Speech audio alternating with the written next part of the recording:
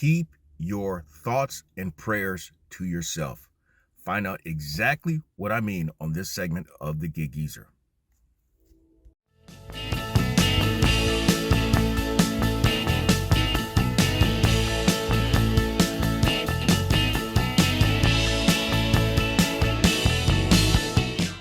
This is your first time checking out the Gig Geezer, hey, thanks for coming by. And if you would not mind, hit that subscribe button, give my content a thumbs up, share my content among others, and I definitely welcome your comments in the section below. And if you're a returning visitor of the Gig Geezer, hey, thanks for stopping by. And you may have recalled me having just made a quick mentioning of this though.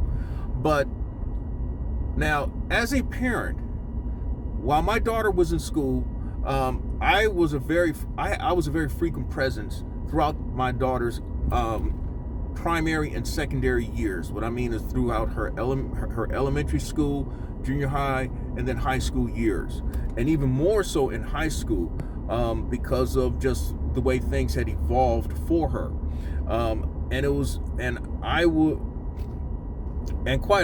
Very often I would bring her lunch, or I would bring things that she forgot from home to the school. In fact, the people, and a lot of kids, whenever they saw me, they knew who I was, and they'd run straight to my daughter and say, "Your father's here." And my daughter, which happened, ironically, today is graduation day in the for some school districts here in the Columbia metropolitan area. My daughter finished high school 7 years ago. And so much has changed in a matter of 7 years. Whereas I would be the one who would bring my daughter lunch. Nowadays, kids will actually get on an app and have some stranger bring them food. And I just happened to drop off a $9.62 waiter/bite squad order to a high school. And the instructions were to come by the student parking lot and look for a person with a white shirt. Well, it's always been my practice, unless otherwise, to drop off any delivery order at the main office. And the reason being, the way the schools are, a lot of the schools are in South Carolina, you got to be buzzed into the school just to get into the main office. And at a lot of the schools in the Columbia metropolitan market, there is a resource officer there. There is police presence there, if you will. Now, I think back to my time in school, which was, we're talking 40, 50 years ago. Yeah, and I've been out of high school for over 40 years.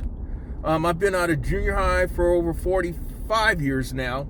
And where I went to junior high, we had police presence. We had armed police presence there. I also recall for orientation, 7th grade orientation at my junior high, how a parent had raised concern about there being security presence, police presence, because her son was killed just a year before.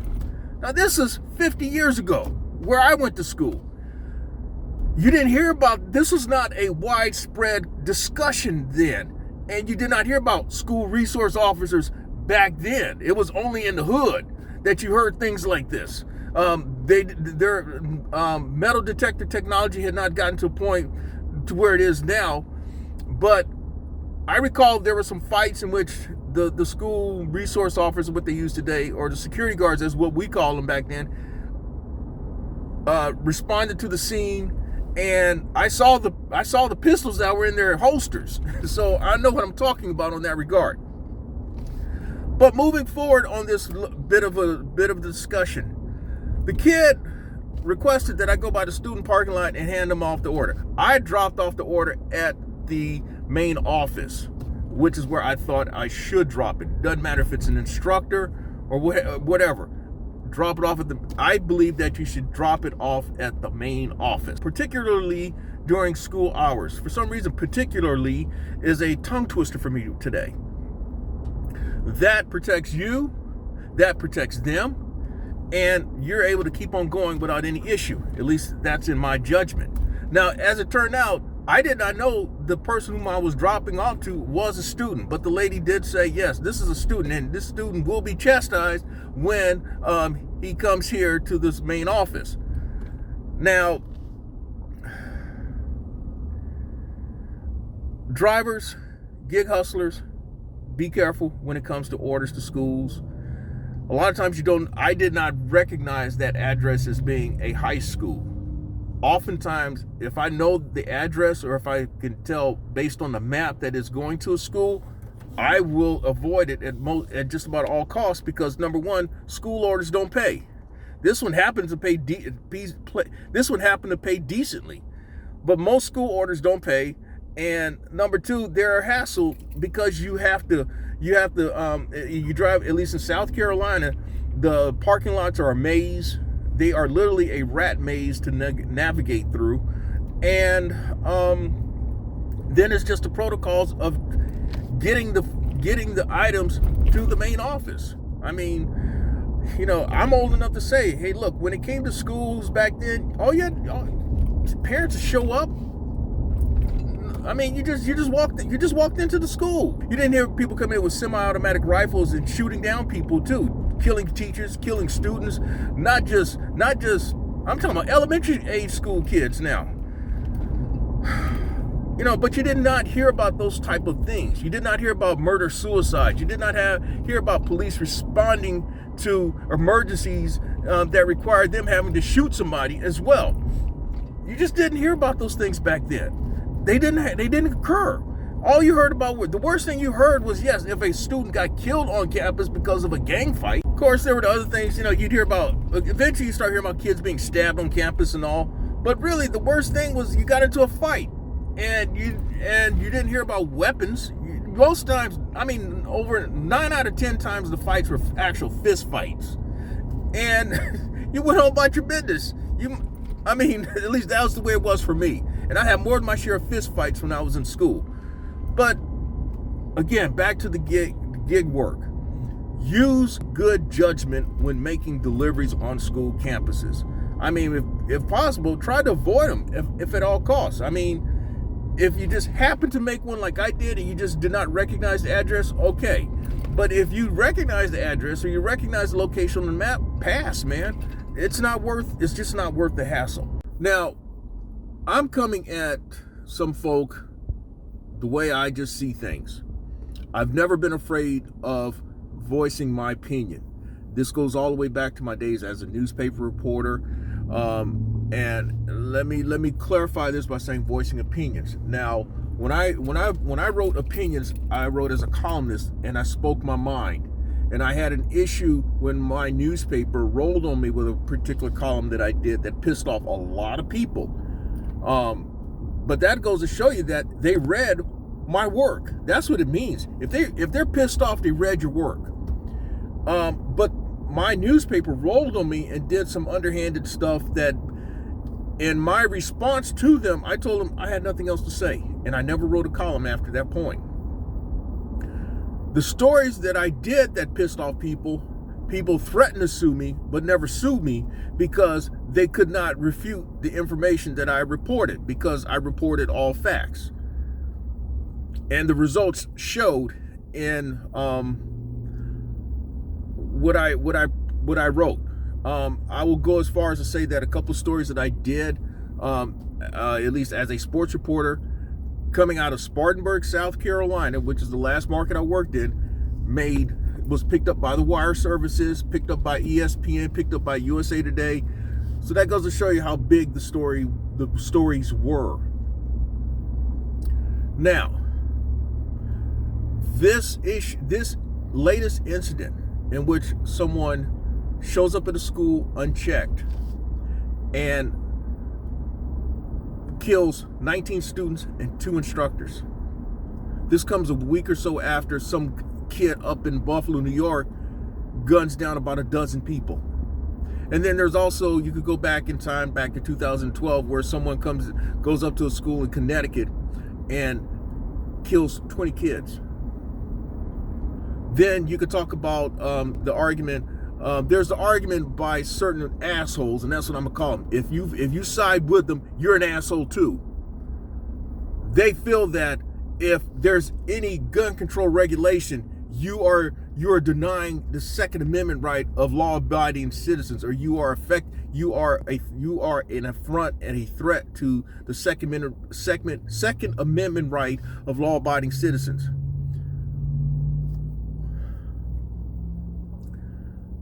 That argument has hypocrisy written all over it.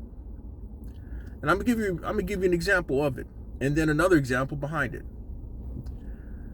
The right to bear arms. Yes, legally, you can, if you are a lawfully abiding citizen who has the right, the permit, the law-abiding permit to carry a weapon, a concealed weapon or what otherwise. You could go anywhere with it, and supposedly you should not be bothered by the police or anything of the sort. Earlier this year, I had a roadie pickup at a Tractor Supply, and this fucking asshole comes in with his tattoos all over himself. He's one of those 3%ers. He's got Molin Abe tattooed all on him. He's got a 9mm strapped to his hip, and walks in. Pretty much knows ain't nobody gonna fuck with him. If I walked into that same place with a 9mm strapped to my hip, I would not get out the parking lot. In fact, my face would be pressed to the fucking asphalt. But yet, I'd be a law-abiding citizen. I'd have the legal right to carry that weapon, but the law is not applied equally. And if you go on YouTube, there are countless examples of people proving how the hypocrisy exists. Another example, I'll bring up Philando Castillo. Traffic stop. He lets the police know that he's lawfully carrying a weapon. He does not go home. He gets shot and killed in front of his lady and his child. But yet he's a lawfully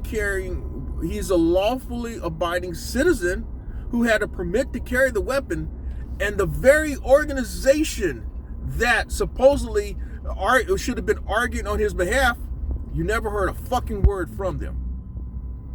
The NRA.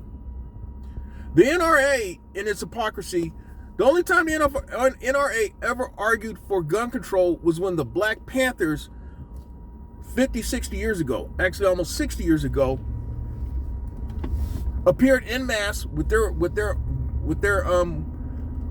weapons, their rifles and their guns, and then all of a sudden now, we got to do something, okay? But yet, the same people, you didn't hear a word from them when those kids got slain in 2012. You haven't heard anything from them in 2022. You didn't hear anything from them 2 weeks ago from New York. You haven't heard anything. So that's where I'm going with that. But how does this all tie together in terms of delivering to schools? Well, it involves a school. It involves kids. That's why. And if I would have showed up at my daughter's schools with anti-armor stuff on, and an assault rifle, and a couple pistols, I never would have saw her. Never. I might not have made it home. That's what I'm getting at. So that's from my perspective, from my life experience. If you don't agree with me, hey, I don't mind if you voice your comments in the section below. In fact, if you don't like what I have to say, unsubscribe. If you like what I have to say, subscribe. Hit the thumbs up. Share my content among others, and I definitely welcome your comments in the section below. But moving on. But here's another part of the controversy. The Texas Department of Safety, they're like the South Carolina Highway Patrol, or the South Carolina Law Enforcement Division, or SLED as what they call here. They're admitting there's shortcomings now with having responded to that incident. And yes, while the shooter was killed to prevent further damage, the damage was already done. And then you have that asshole fucking Senator Cruz with his stupid ass remarks suggesting that there should be more funding for cops at schools, more funding for being armed with weapons and so forth. You're promoting a prison-like environment at a fucking school, asshole. Schools are for education, socialization, not indoctrination into a prison culture, which is exactly what you're doing, dumbass. But you've made other dumbass fucking comments in your time as well. And you've got millions of people who share that stupid shit attitude too. And yeah, I get it, man. I need to protect this, that. But it's my right to bear arms and all this stuff. But there's a responsibility that goes with it. You have a right to drive on the roads, but you have a responsibility as well. And that's what it's about. You have a certain responsibility. And if you can't uphold that responsibility, there needs to be regulations. There needs to be some type of way of stemming, allowing these weapons in the hands of people who are irresponsible or should not have them at all. And that's what it's about. That's what the legislation is about. You need legislation to take the weapons out of people's hands who should not have it. Now you say, well, who's to say who should make that judgment? Somebody has to, because you're doing it on your own ain't gonna do it. No, that's not gonna work. Background checks. Yes. Background checks are very important. I would venture to say psychological checks should be important. I would argue limiting the number of guns that a person should have. I mean, look, there should be a ban, in my opinion, on all assault weapons. And for what? What are you going to use them for? You're not in the fucking army.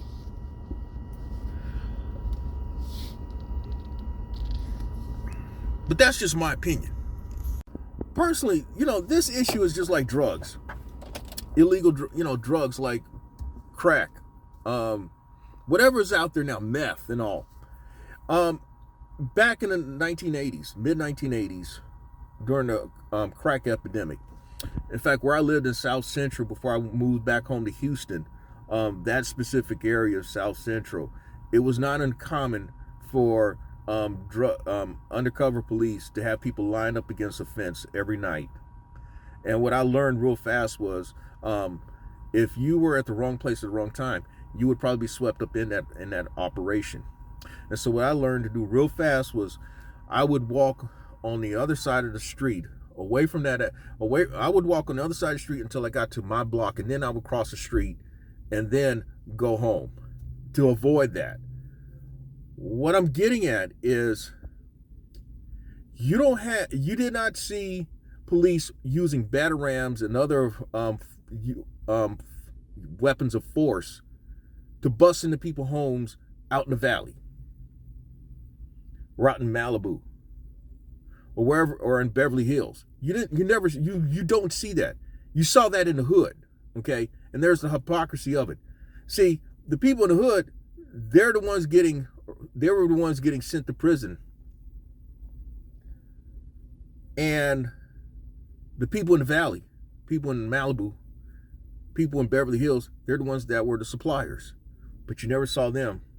You never saw any news or anything. You never heard anything, even out on the streets, of them getting caught.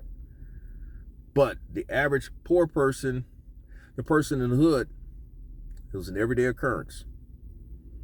And that's what I'm getting at with these assault rifles, and whether they're lawfully, you can obtain them lawfully or illegally. Somebody is supplying it. Why aren't you doing something to curb the supplier as opposed to the consumer? Common response that oftentimes these fucking assholes of gun rights, Second Amendment rights, they're shocked and saddened, and their thoughts and prayers go out. Your fucking thoughts and prayers and your shock and sadness ain't gonna bring back any of those kids. Ain't gonna help those parents deal with the grief, the lifetime grief that they're gonna have. Your sadness and your shock and your thoughts and prayers ain't gonna bring back those teachers. Your sadness and shock ain't gonna bring back those people in Buffalo, New York. None of that. Keep your fucking thoughts and prayers. Keep your sadness and shock to your fucking self. What people want are answers, solutions now. And again, the solutions is in legislating responsibility. There has to be some accountability. If you want to have the right, if you so argue the right, then you must deal with the responsibility that goes with that right. Because I have a driver's license, I have the right to ride the roads of South Carolina and any road really in the world. But there's a responsibility with me driving this vehicle. I can't drive over a bunch of people and not expect to be sent to jail. I have the right to ride these roads in South Carolina and anywhere else pretty much in the world, but I can't be just plowing my vehicle into other vehicles like in a cartoon or something like that. There's a responsibility. And if you claim to have the right to bear arms, you must bear the responsibility that goes with it. And there must be legislation that brings about that accountability. If you like the content that's been provided in this segment of the Gig Geezer or in any other segment of the Gig Geezer, hey, hit that subscribe button. Give my content a thumbs up. Share my content among others, and I definitely welcome your comments in the section below. I'm in Wood Lane, and as always, may your grind, may your hustle continue.